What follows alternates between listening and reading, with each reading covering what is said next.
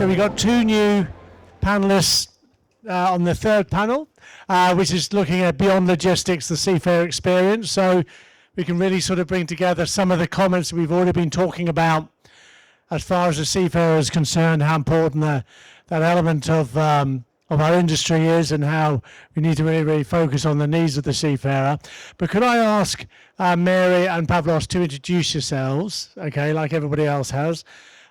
Mary first, but if you could just and bring the microphone close to your mouth, close to your face, just pull it. Yeah, that's I've seen fine. it with the previous. Yeah. So, But if you could just introduce yourself and a little bit of your views for 2 or 3 minutes on the discussion that you've heard and the challenges. But Mary, over to you. okay, first of all, I'm not a seafarer, not coming from previous marine experience. But I've been in crewing departments 19 years now. Been in many positions. I've been also with a manning agent, so I've seen things from behind the scene, not exactly only to what we are experiencing from the owning company side, ship owning company side. And I'm with Dynacom since 2022. I first was in crew department, and now a year now, I am in the human element, human factors team. It's a part of the crewing department, but it has to do more with, and we've discussed a bit about all these things: their well-being, welfare, performance, human factors, contributing to what they are doing and how they perform, and what we could do to help them grow professionally and be more aware of what they're doing and how to perform better. So that's all about me. Thank you very much indeed. And Captain Pavlos. Hi, Sin. Thank you very much for your invitation and Kubernetes taking this very good initiative. Actually, this is my second time in this in Posidonia, in this panel. Look, I am crew manager of Dynagas and Sea Thrust, and look, my point of view is that it's very good opportunity for us to share our views, to share our point of view, to mention and to highlight some items that daily we are facing. It is good to share with the auditorium and with all of you in order to understand that we are not alone, and also other companies facing the same problems. And at the end of the day, let's say we are unified on the same common crew changes and safely back home, going to the vessel and all this. It is not so complicated. It is very simple. However, the gravity is very huge, so we have to be accurate, and I will try to be accurate on my answers. Thank you. Okay, thank you very much indeed. And just final question to everybody. Any questions you have that you want to ask the panel, that's fine. Would you like to sit down? Or okay. We're talking about the seafarer experience. Let me focus on Mary and Pavlos for the first question on this. What are they asking? What are the seafarers demanding when it comes to repatriation, to the way they're treated, to the way the ease to which they expect to be able to go home or to come onto the ship? What are they expecting? What are they demanding? Mary, do you want to go? Actually, what they do want, to be honest, they can face difficulties. We have seen that before. They can do the extension of contracts. They have experienced it in the past as well. What they do want is transparency. They want clear information. They want to know what is happening, what is ahead.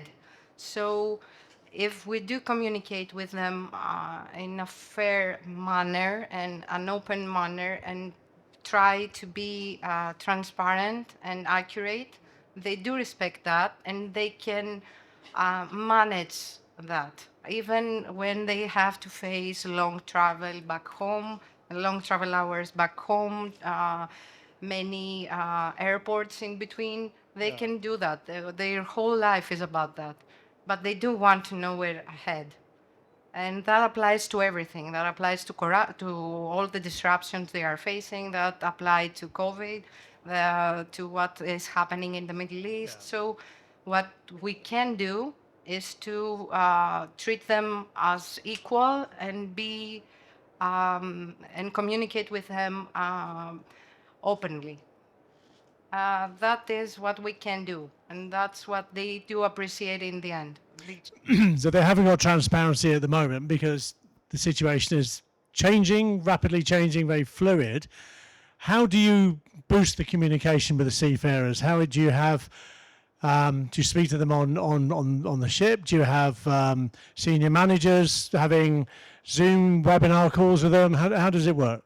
Yeah, many things like that, and we are available 24/7. That is our job is like that, but lately it's more than ever. We are meeting with them online while on board. We are communicating. We have channels that they can communicate their worries and everything. We do cooperate with psychologists. They are having sessions with them on board, and we are there supporting them any way we can. And we are sharing the info that we do have ourselves. We do not know anything. Actually, we are trying to educate ourselves when it comes to difficulties, and also learn from the news like everyone else does. So we don't know either. We are just telling them what we got to know.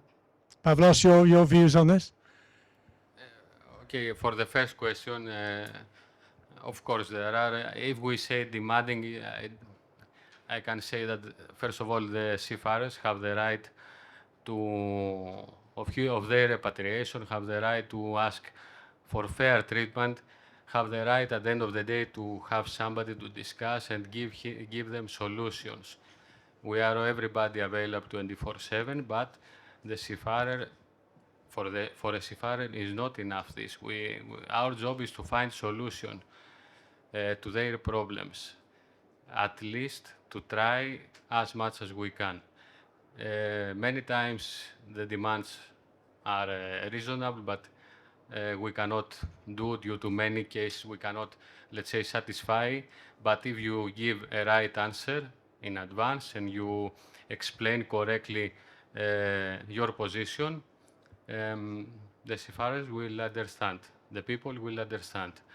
And it is very important to have a good team in our, let's say, departments, to have a good team, not treat, let's say, emotionally the demands of the seafarers, but professionally. It is very important to act in a professional way. And of course, to have information, constant communication with the seafarers, but through official means. I mean, the information that actually a seafarer needs. He doesn't need a lot of words. He needs to give answers to their demands. This is my point of view.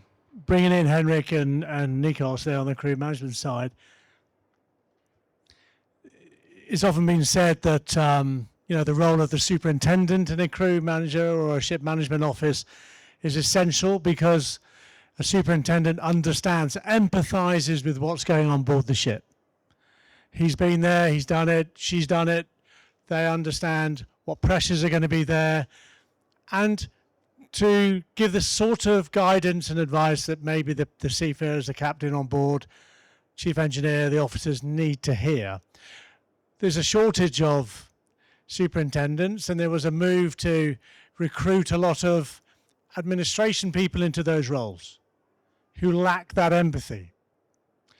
Now, Henrik and Nikos, bringing you in, do you think the time is here now for seafarers to get that level of support and respect that they need, really, with empathy, with all of that understanding, but also with operational aspects that ensure they get home as near as, damn it, that they need to get home, or they are having that transparency that Mary quite rightly says is so important. What are your thoughts?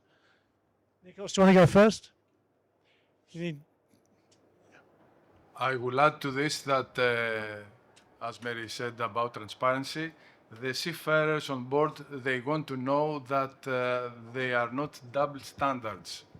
They want to know that they are treated equally to all other seafarers.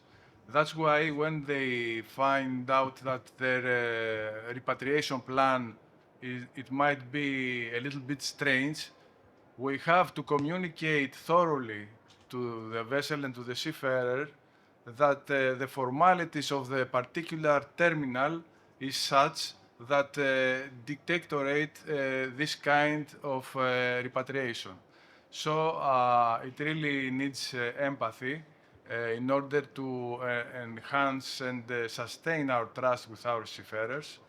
And of course, our superintendents from time to time are on board the vessels. And for us in the crew department, it's very critical when they do, let's say, a safety meeting on board the vessel, and they have some questions to the head office. The superintendent send us the questions, and we have, and we do it, answer that questions as soon as possible in order to feel that we care about them. All in all, I believe that empathy is needed when we are handling human factor, and we all struggling with this. It's a continuous effort. Henrik? Yes, I think you're fully right there. And the one thing maybe transparency and information and openness that we are in an impossible situation. It will not. I mean, it will not. What to say? It will not solve the situation, but maybe it will make the seafarers more comfortable that everything is done on for them. Yeah. And then two things actually all looked a little bit at this is that you said right, crewing departments are working 24/7. Yeah. Yeah. And it's really something which is in the last. I mean. Since forever, but before COVID, there was different. COVID, it completely changed it when the travel started there. Yeah. And today also, I mean, there's a lot of efforts done by the staff in the crewing department, which I think is overlooked, yeah. And another problem to keep the crew comfort, or whatever we can say, comfort for that, is of course also to the captains we have on board.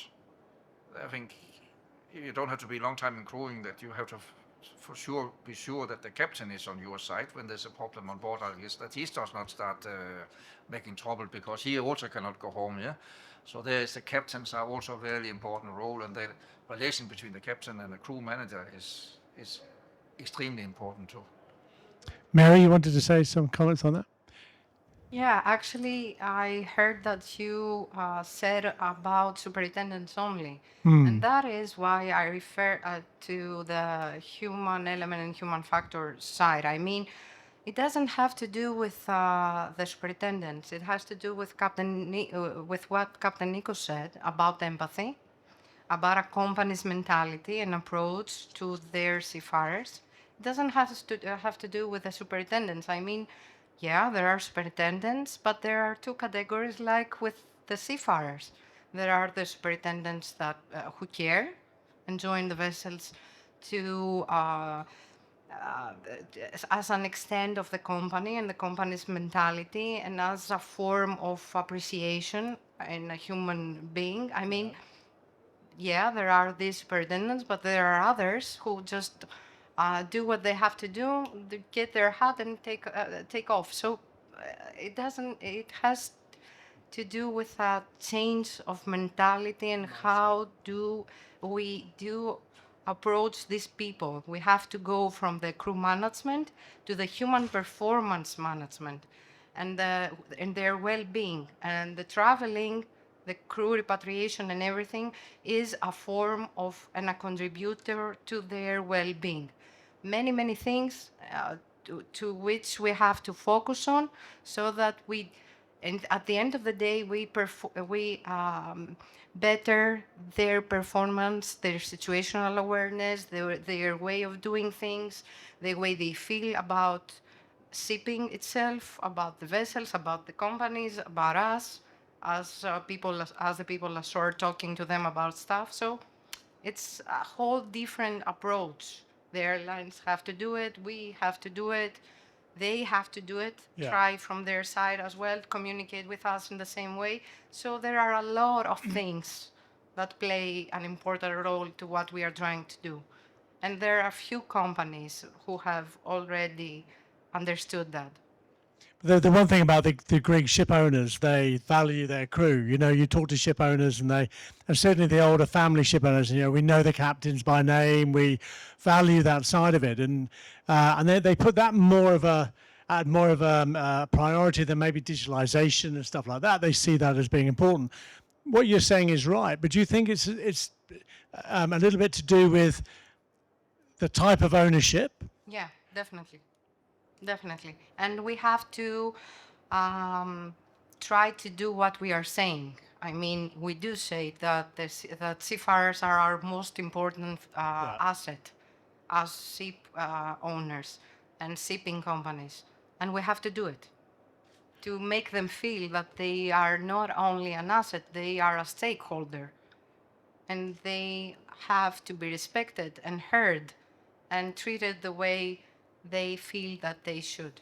It's funny because some of the P&I clubs are adopting a similar type of approach where they're saying you've got to get a mindset change on board ship, because if I'm doing a job and you rely on me to do my job properly for you then to do your bit, and I'm not doing my job properly, the whole process falls apart. Exactly. So therefore you've got to have that mindset management change going on. Pavlos, let me bring you in on this and what we're talking about here with nationalities, but maybe from an element of the seafarers, because if 25% of the world's seafarers were German or Danish, would they be treated in a different way than, be it Filipinos or Indians or whatever, because of nationality? What are your thoughts? Listen, each nationality has their own, let's say, needs. However, each company has a philosophy, has a culture, has a unique approach, especially for the companies that have long time in the shipping industry. So I believe that our approach to this nationality should be the same, with respect, and we have to build the culture from inside. I mean, the company should build a good approach to the seafarers in order the superintendent to act as, let's say, ambassadors when they go on board the vessel. It's not only one-man show. It's not only crew department that will serve the crew. And when we say serve, I mean who will believe that the crew are key workers. Are key workers, but we have to believe it. Everybody in the companies, and we have to, when we are going on board, we have to show in practice. It is not, we're not here to speak theoretically, we have to do actions. So our main job is to shift the minds in order to assist better their seafarers. And do not forget, we do not forget that seafarers are also the cadets, the young people. We cannot forget that we affect lives and we, let's say, inspire young people to follow this difficult job. So our actions have immediate effect to their choice if they will choose the seaman life on board the vessel. So we have to be very careful and very responsible, not only what we are doing, but also how we are doing the things. Many of the young people thinking to follow this job.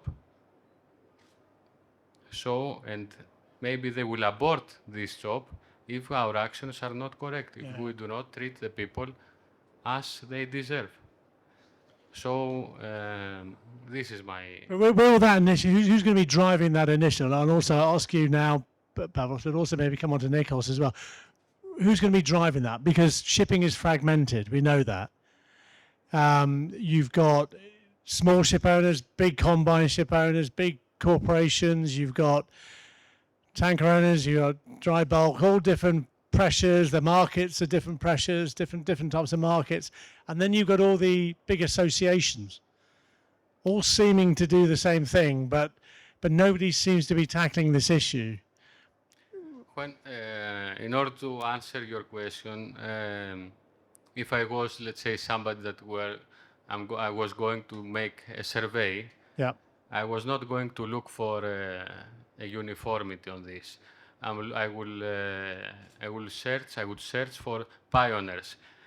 Not all the companies, not all the industries, LNG, bulk carriers, tankers, can follow now all these changes, but there are pioneers that will, let's say, promote this approach.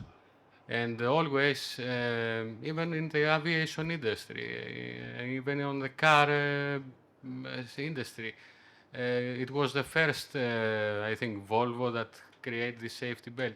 But the rest of the car companies follow. So we have to start from somewhere, and then the rest will follow to the best of their abilities. But the general direction will be on the same, let's say, path. So we are looking for philosophies, cultures, and not apparently for companies that 100% are following this. If we have the good direction, the rest will follow, even the industry. Nikos, your thoughts? Okay, I believe that all the stakeholders of the shipping industry has to contribute to a better future for our seafarers. I see now, let's say, from a TMSA perspective that we have human element, and all we have as ship manager to respond to this, apart from what we are doing already. And I believe that all have to do something more about this. Nothing more. Okay. About it. Well, we've got a couple of minutes left, so I'm going to sort of go in on the subject matter here, the Seafarer experience. We're hearing today that they are reporting back. You understand, you're talking to the seafarers. How can you make what you're learning from that improve the situation moving forward? Nikos, and I'll go along the panel for that.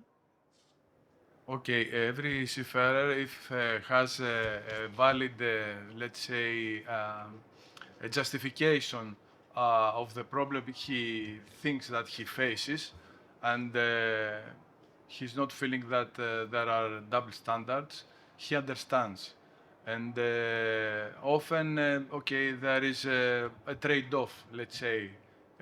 We are in the crew department, if a seafarer needs to stay a little bit more because there is no convenient port, etc., we can say, let's say, that next assignment will be whenever you want, as an example.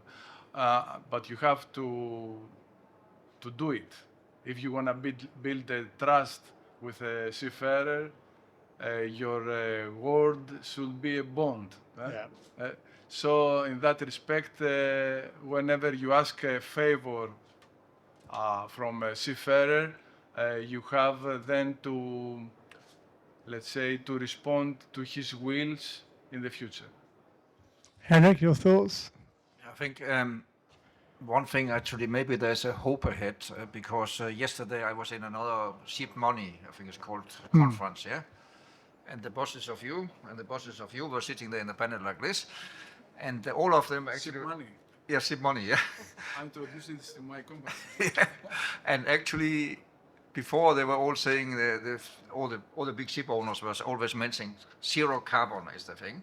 But yesterday I noticed all of them had two things, zero carbon and crew shortage. So that's maybe a good thing going ahead. But again, as we talked about before, is that the openness for the seafarers here. And okay, we have today, I think it came since COVID, that the mental health is support services are there. If they are good or bad, I don't know. We should never come so fast that seafarers have to call them, actually. That should be the goal. But they are there to support the seafarers, yeah, and to understand the seafarers, yeah. And also maybe have to have smart people in the crewing department who can deal with these things, yeah. Yep. I mean, the one famous thing, I mean, I used myself many years ago, is when we call a seafarer, you have to say always, you know, sometimes you ask me for a favor. Today I have to ask you for a favor. And most people jump on that, actually, but that's how it works here. But to be open with the seafarers and saying, we have a problem, we cannot bring you home tomorrow, that's how life is, yeah. And now we have to deal with this. And we don't think we have to tell them that you will maybe go home the day after tomorrow if it takes another month before they go home, yeah. Mary? Actually, what I was thinking while I was listening to your question and what the other gentleman just said, I was thinking that right now we can measure everything. I mean, there are KPIs, there's the Seafarers Happiness Index. We are doing on a thing of our own where I'm working right now. I mean, we did like something like a Seafarers Happiness Index, adding other parts to count things we want to see regarding our seafarers and their experience with us in the mining offices and the cadetship and everything. So we can count everything. The point here is to properly use what we're getting back. I mean, the feedback. And it's really nice to have risk assessments and researches and everything, but what would you do with the actual risks and the actual problems is what makes a difference. I mean, we have to use the feedback properly. And then there comes the initiatives a company takes. Bringing new people in with new ideas, what Henrik said just before, bringing smart people in, or people with the eager to do things differently and change things a bit. And the human element and the human factor, it's not awkward that TMSA is bringing this discussion on the table and the OCIMF as well. So yes, the initiatives and how companies think and how they want to treat their people and their seafarers, that will make a difference. And then the rest will follow, and the international organizations as well. That's what I believe. Thank you very much, Mary. Thank you. And Pavlos, last word to you. Yes. Okay, I agree with all the previous what they said.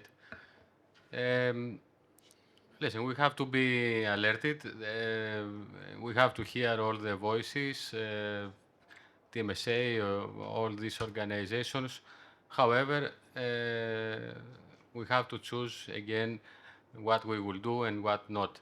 In general, the only one thing we need, actually, we have to start from support. We need support. That means the support translated to support by the department, by your staff, by the manning office, to choose the correct contractors, to choose the correct partners. The second is support by the management, to be nearby the department, to understand. And then, of course, financial support. All this cost, of course, money. The resources sometimes are there, but we do not, maybe sometimes even we are not able to utilize correctly. So we have to compile a strategy and then to follow this. And I say again, the prediction is to have a huge shortage of crew in the future.